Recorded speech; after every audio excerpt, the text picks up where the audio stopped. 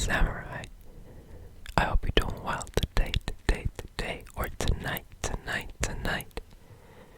Tonight's video. I thought we could do some book sounds. I love book sounds so much. They always sound so good. And I've got a couple books here. I think I've got like 6 books that are on my list to read sometime, I don't know, this year-ish. I'm not a super big reader because it takes me a long time. I'm very slow at reading, but I do enjoy it. So, without further ado, let's get right into it. The first one we have here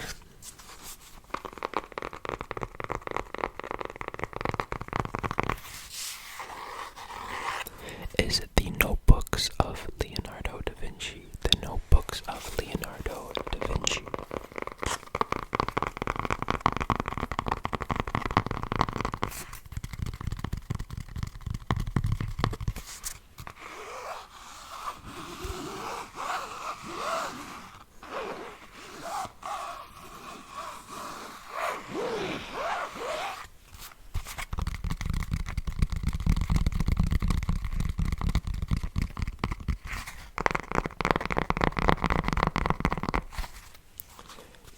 Have like I forget what they're called. It's not like a summary, but if they have one of those, maybe I'll read them.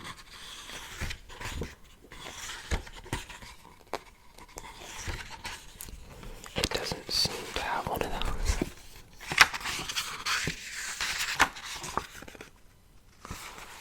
No. How long is the introduction?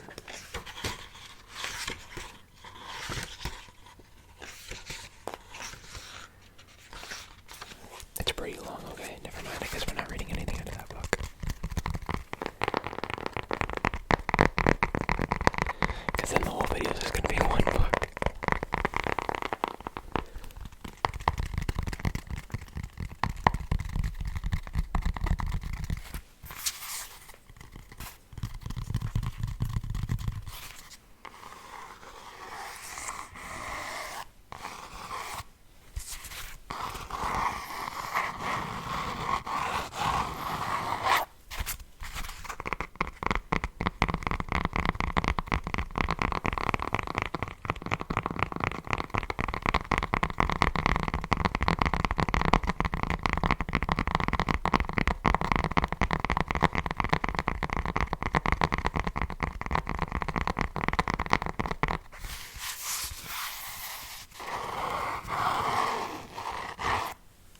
The first book, The Notebook of Leonardo da Vinci.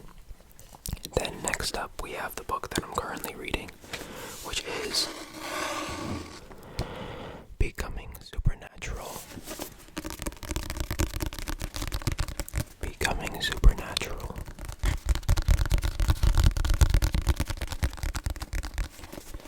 I only just started this book, but it's interesting. I like it so far. I like the idea behind it, at least.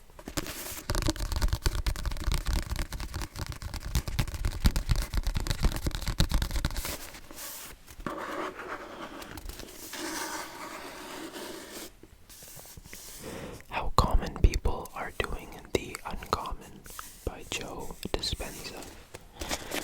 Dr. Joe Dispenza.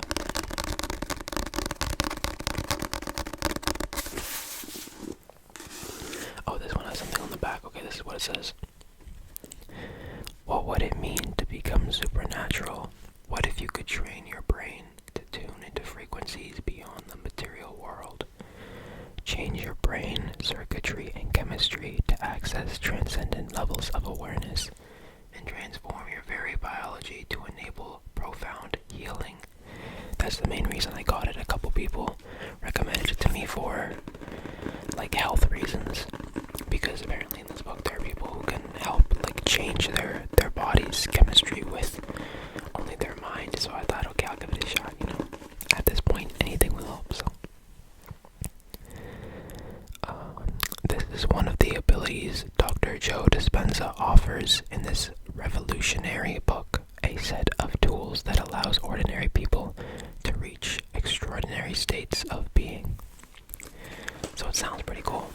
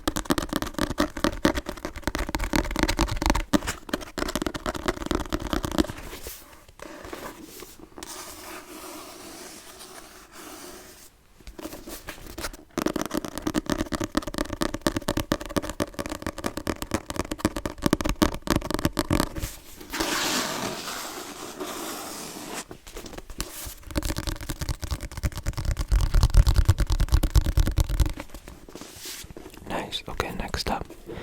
Next up we have The Art of the Samurai.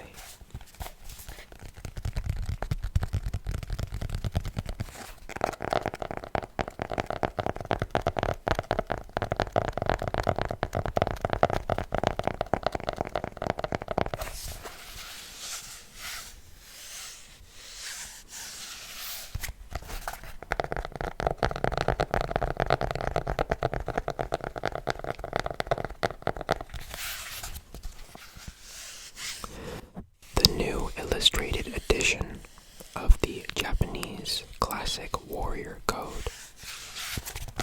I thought this sounded really interesting.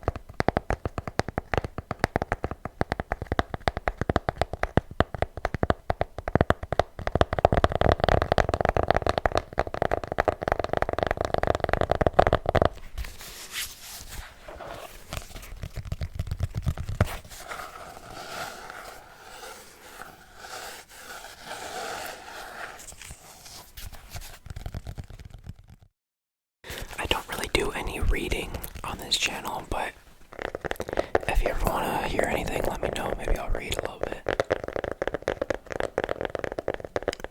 I just don't know if I'd want to read the books that I'm currently reading now, or if I'd read ones that I've already read, because I feel like if I read out loud, I'd be more focused on reading than actually like the knowledge that I'm taking in, right?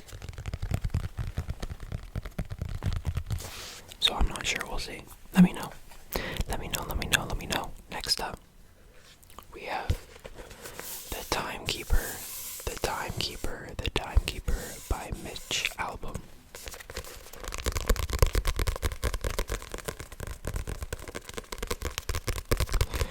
Mitch Albom is probably one of my favorite writers, for sure.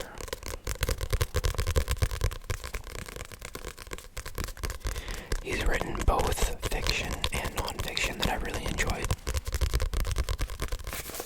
And I don't enjoy a lot of fiction, books at least. Depends on the storyline, you know, like. But yeah, I really like his books. This would probably be like the 4th or 5th one I've read.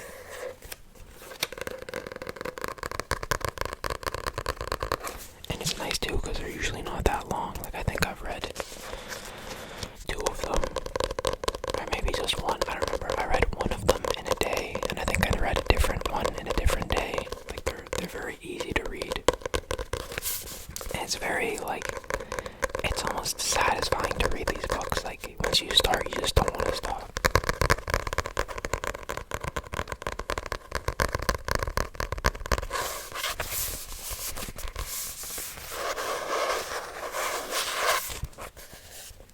This says, in Mitch Albom's exceptional work of fiction, the inventor of the world's first clock is punished for trying to measure God's greatest gift.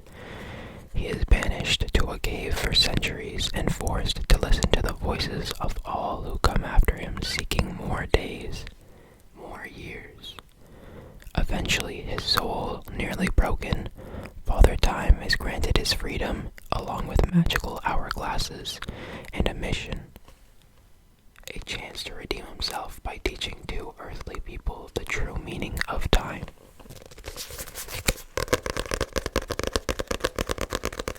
So I mean, it could be pretty good. We'll see.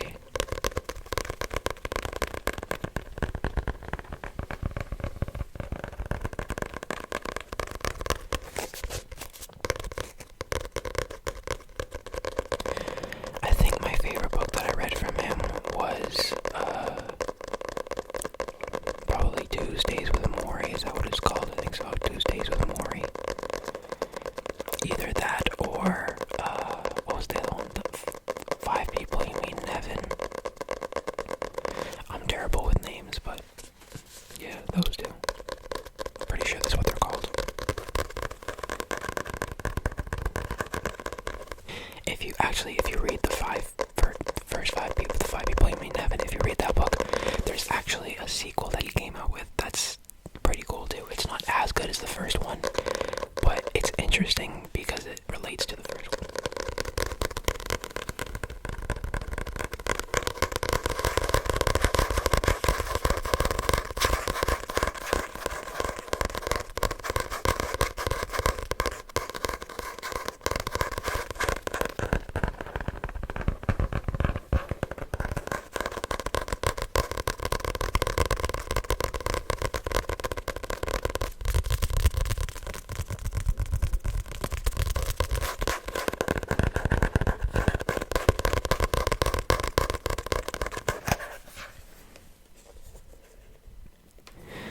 Here we have 5 rings illustrated.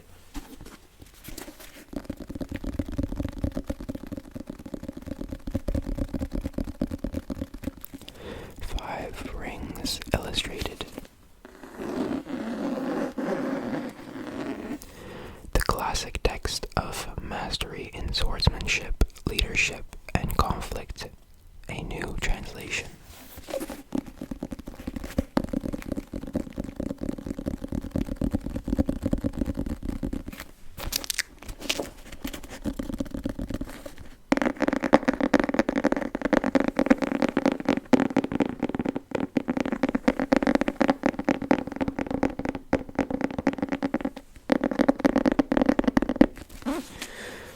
I thought about maybe reading either this book or The Art of the Samurai on here, just because they're both like samurai books, you know?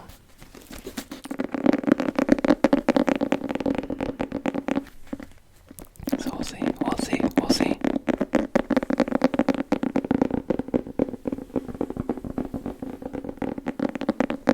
I might go through each one, and then which one I like, the one that I like more, I'll read on here. I don't know.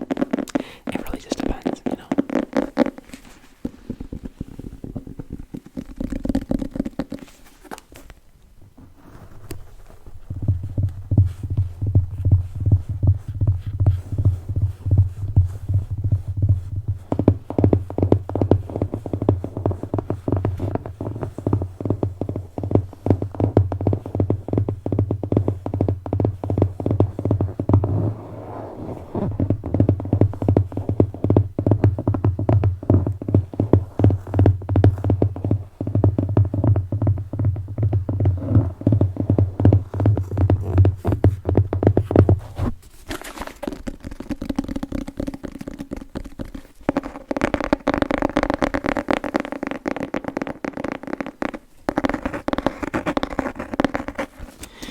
Watched a very, it was a weird movie. It was called The Hateful Eight, and it had a good cast in it, but it was kind of like a mystery movie, kind of like a murder mystery-ish, but I just watched it because Samuel L. Jackson's in it, so I didn't know what it was about, and it was so, I don't even know how to explain it. It was good, I liked it, but it was just very odd.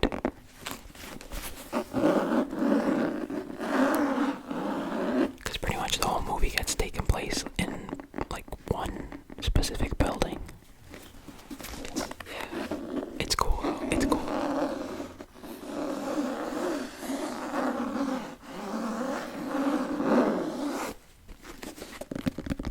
I'm happy I watched it because I heard from some other people, they're like, oh, it's not good, it's just weird, but I was like, you know what, I'll give it a shot,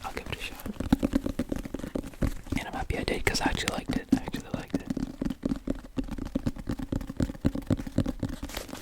I like murder mystery kind of stuff, that's why I do. Last but not least, we have Moonraker, which is I believe it's the third. It is the third book in the James Bond series. I have the collection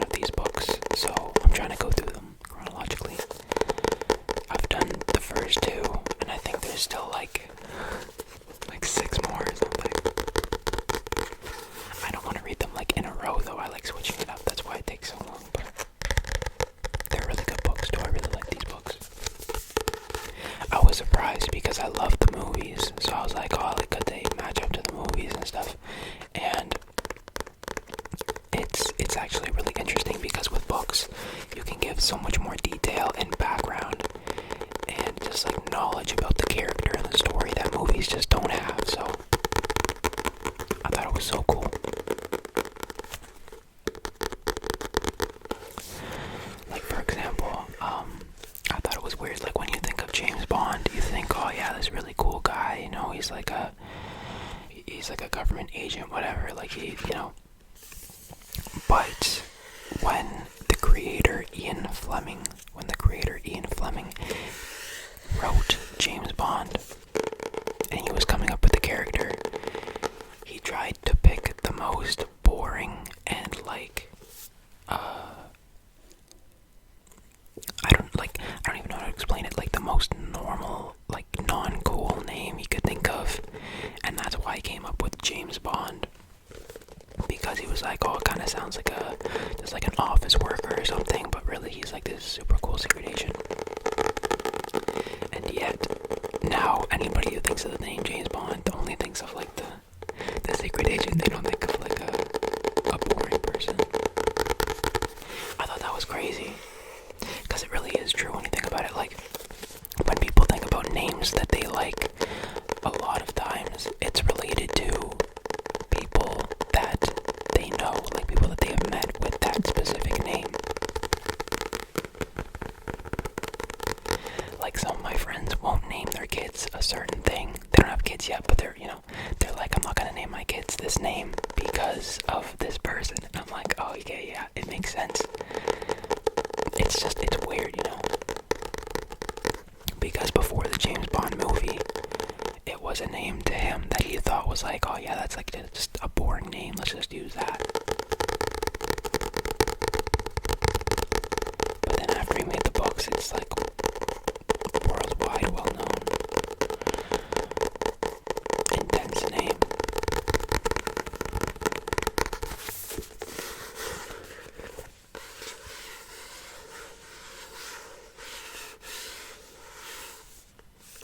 This one says, Hugo Drax, super patriot, war hero, and the man behind Britain's top secret Moonraker missile program. But there's more to this enigmatic millionaire than meets the eye. When M suspects Drax of cheating at cards, he dispatches Bond to the gentleman's club to catch him in the act. Drax is no gentleman, however, and bridge isn't the only game he's playing. As the world is about to discover, London in particular, Drax has both a sinister past and his own secret plan for the Moonraker.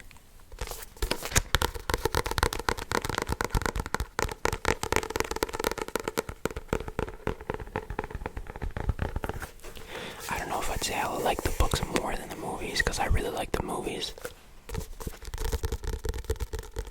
But they're good. If you don't like the movies, I think you'd like the book.